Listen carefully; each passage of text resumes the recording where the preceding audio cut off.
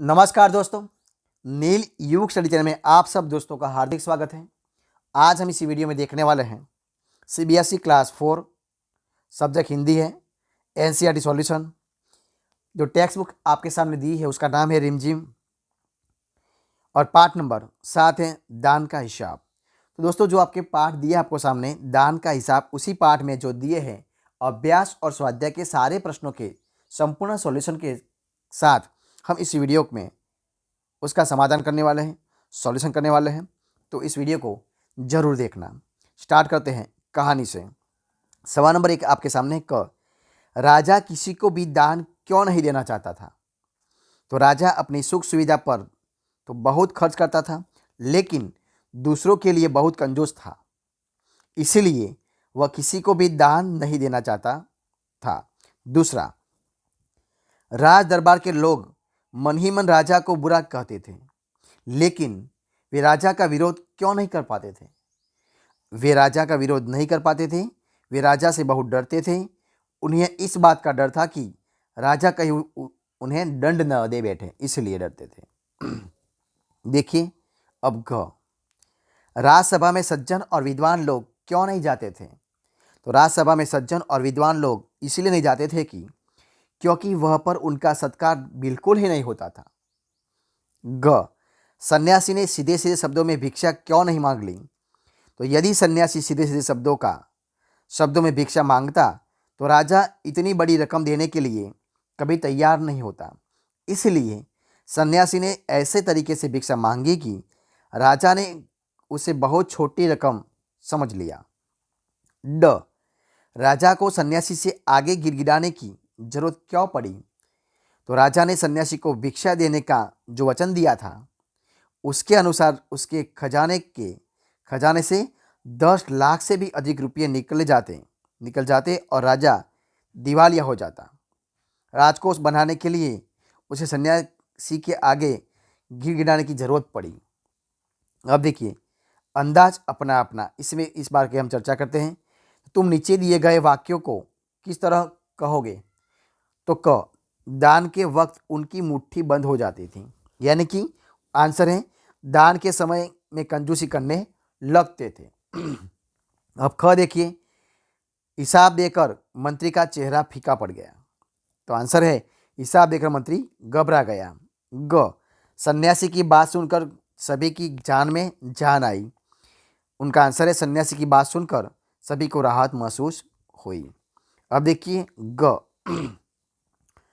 लाखों रुपये राजकोष में मौजूद हैं, जैसे धन का सागर हो।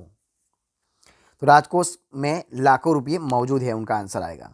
अब देखिए साथ ही हाथ बढ़ाना, यानी कि कभी कभी कुछ इलाकों में बारिश बिल्कुल भी नहीं होती थी, नदी नाले तालाब सब सूख जाते हैं, फसलों के लिए पानी नहीं मिलता, खेत सूख जाते हैं, पशु पक्षी जानकर लोग भूख से मरने लगते हैं।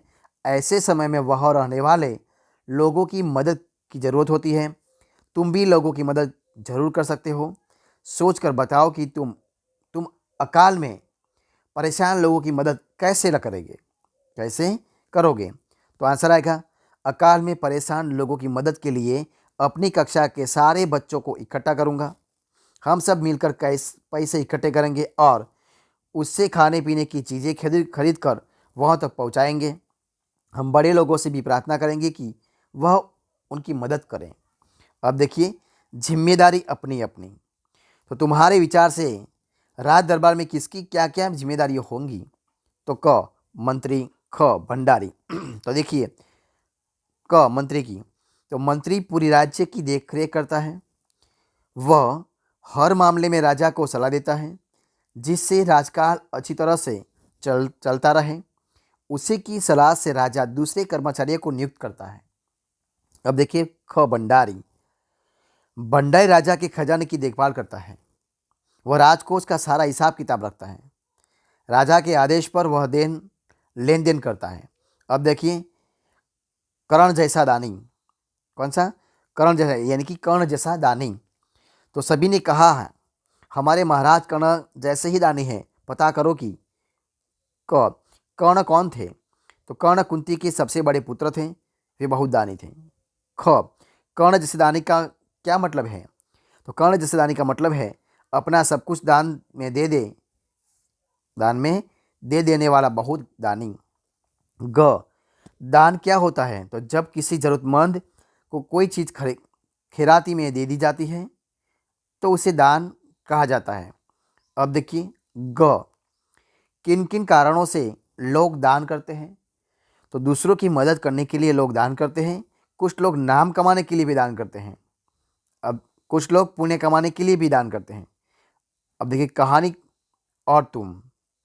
तो क राजा राजकोष के धन का उपयोग किन किन कामों में करता था?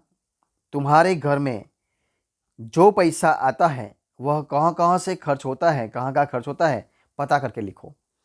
तो देखिए उनका आंसर है राजकोष के धन का उपयोग सुगंधित वस्त्रों, मनोरंजन और महल की सजावट में करता था। मेरे घर में जो पैसा था वह निम्न कार्यों में खर्च होता है: खाने पीने का सामान खरीदने में, कपड़े खरीदने में, बिजली पानी का बिल भरने में, टेलीफोन बिल भरने में, हमारी पढ़ाई लिखाई के में, इधर उधर आने जाने में, पूजा पाठ में और दवाइयाँ खरीदने में। अब देखिए ख में क्या आएगा? तो अकाल के समय लोग राजा से कौन कौन से काम करवाना चाहते थे? तुम अपने स्कूल या इलाके में क्या क्या काम करवाना चाहते हो? तो लोग चाहते थे कि अकाल के समय राजा राजकोष से 10,000 रुपये दे दे, जिससे वे लोग दूसरे देशों से अनाज खरीद कर अपनी जान बचा सकें। मैं चाहता हूँ कि पार्क में अच्छे अच्छे फूल पौधे लगाए जाएं, वह खेलने के लिए झूले आदि भी लगाए जाएं। अब देखिए कैसा राजा। तो क राजा किसी को दान देना पसंद नहीं करता था।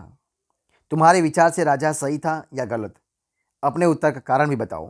तो राजा गलत था क्योंकि मुसीबत के समय प्रजा की रक्षा करना राजा का क्या है? कर्तव्य है, इसलिए। ख राजा दान देने के अलावा और कौन किन किन तरीकों से लोगों की सहायता कर सकता था? तो राजा अपने भंडारों से लोगों में अनाज बांट कर सकता था। वह गांव में कुएं और नहर खुदवा सकता था, जिसके भविष्य में अकाल की नौबत ही ना आए।